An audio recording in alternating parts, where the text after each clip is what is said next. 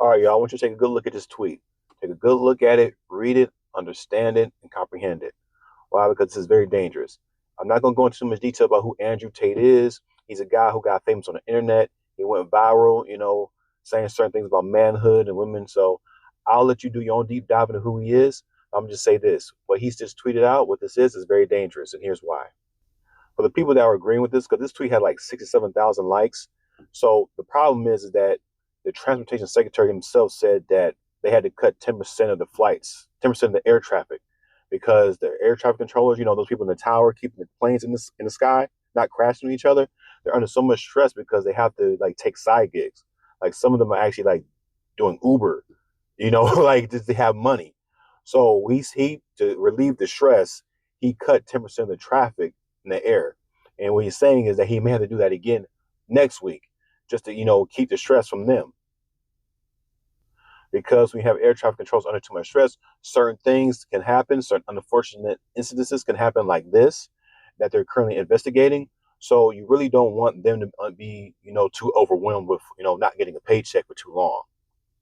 Also, there's going to be the sentiment where like the federal government is bloated and we got to get people off the payroll. It's very expensive.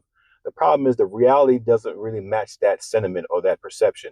Because back in like in the spring, March, when like Elon and Doge were trying to make all those cuts, what they found was a lot of those cuts, the U.S. government actually had to rehire them because they found out that their jobs were actually significant.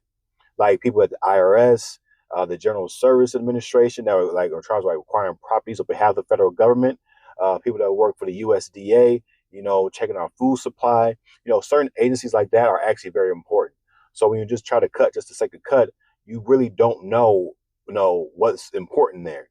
And then as far as the whole saving money aspect, what they found was that those the cuts that that could be made permanent really didn't save the America that much money. I think they tweet out that it went from like 400 million to like 140 million.